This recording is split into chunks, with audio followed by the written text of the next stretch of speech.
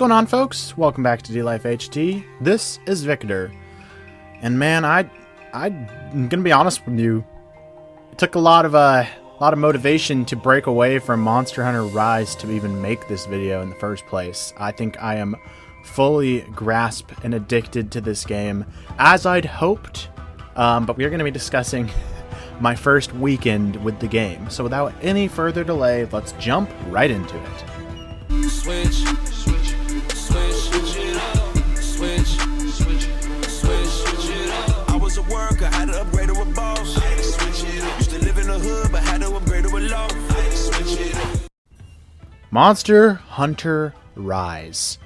What a fantastic game. It is a treat and a luxury to have this game on the Nintendo Switch, where I can take it wherever I want. It reminds me of when I first got into the Monster Hunter franchise on the Nintendo 3DS, and that freedom of being able to bring these worlds on the go is just absolutely fantastic. And I'm really excited that Rise, being a more visually demanding game, having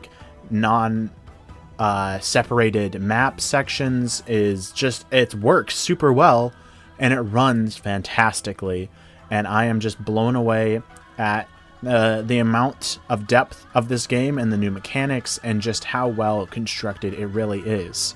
Coming off of Monster Hunter World, I felt a little bit burned. There was so much to love about World, but a lot conflicted with how I felt towards it, and I ended up not liking it quite as much as I'd hoped to, even though I was super excited for it to come out.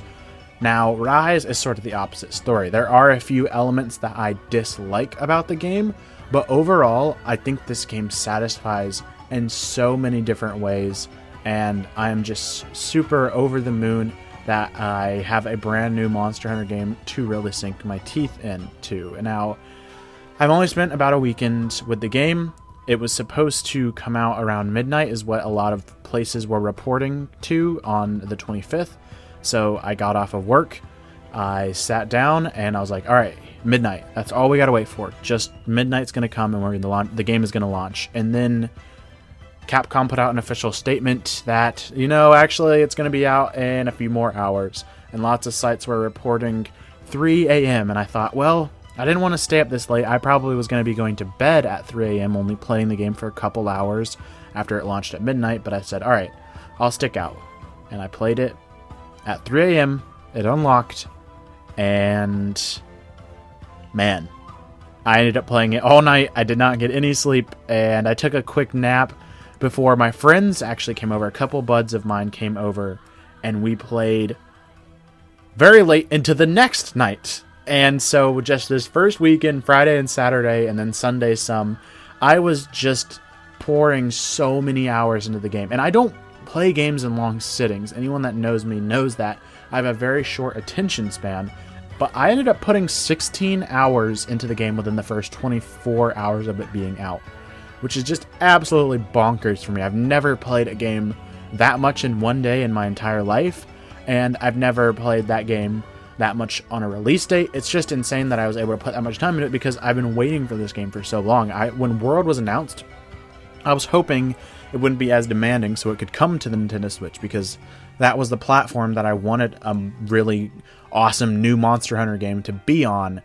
And while Generations Ultimate was very exciting, this 3DS game that I did love a lot, coming over to the Switch with a lot of extra content, I wanted something built up from the ground for the Nintendo Switch. And so it's been about a 4-year wait for me for Rise to come out, not just because they've announced it 6 months ago, so it was about a 6-month wait that I had to wait for this game specifically being announced, but I knew that they had to put out a Switch maybe exclusive or just brand new Switch experience for Monster Hunter, and I've been waiting since around the time when the Switch actually came out. I knew that that was an experience that I wanted on the Switch, so that 4-year wait has been a strain, and it's no doubt that I would put that much time into the game when it dropped. I don't think I've ever been more excited for a game for it to come out. I was very excited for Breath of the Wild, but Rise has done a lot to get me hyped up for it. In fact, I took a 25-day gaming fast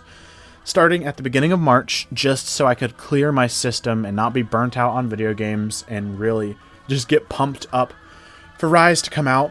And so it's no doubt that finally, after my gaming fast, after waiting for 4 years for a Monster Hunter game on Switch, 6 months after it got announced, I was ready to just go ham on this. And I have to say, everything about it, it just screams portable Monster Hunter, and that's exactly what I want.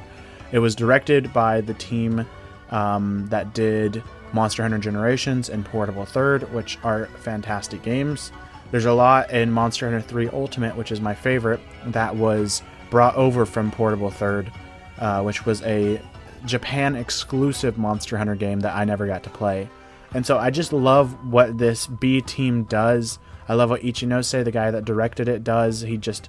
All that they do for Monster Hunter is fantastic. Their monster designs are great, and we've got lots of new monsters in this game to explore and get used to the way that they play. On top of seeing some maps from the previous games remastered, like Sandy Plains is from 3 Ultimate, which is my favorite desert map, and just seeing it reworked and having all these locations that I recognize and being able to make my way around a map that is mostly new because I recognize so many areas from the previous games is just really, really interesting, because World had a bunch of awesome connected map designs, but they were all new maps, whereas Rise has some older maps that we've never seen before, and it's really cool to be able to play on these maps that I know really well, yet seeing them in this new style where they're all connected. It just feels super fluid and really blows my mind. It feels very nostalgic as well, because some of these maps are from my favorite video game of all time, a game that I have put so many hours into and have a lot of nostalgia for. It's just really, really exciting to me to be able to run around these maps and fight the new monsters on these maps, and it's really exciting. And man, I just want to sit down and play more and more and more of this game, because it's really good.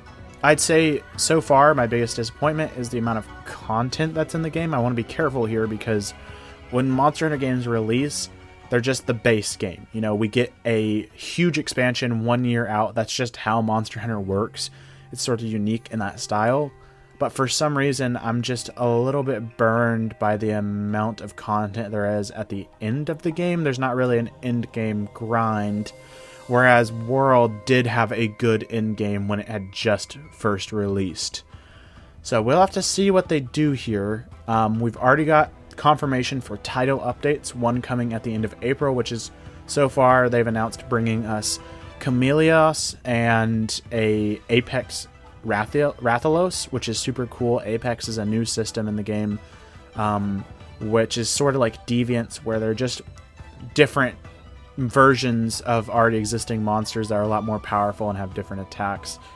So there is that, and then I know we have another update coming later in the summer, but they haven't fully given us a roadmap for what to expect with this game going forward. And I hope that these title updates are substantial and enough to really pack us to the gills with content while we wait for the full Ultimate expansion of the game. Now, I don't want to sound salty about that, because what the game actually does offer is fantastic. I just wish there was a little bit more to do at the end of the game, which is exactly why I'm taking my sweet time with it. I'm not going to be reviewing this game for a little bit. I'm going to be doing a review in progress, which will come out probably at the end of April or maybe mid-April. It's going to be a review in progress, and then I'm going to do a closing thoughts video after I have basically done what I thought I've needed to do with the entire game.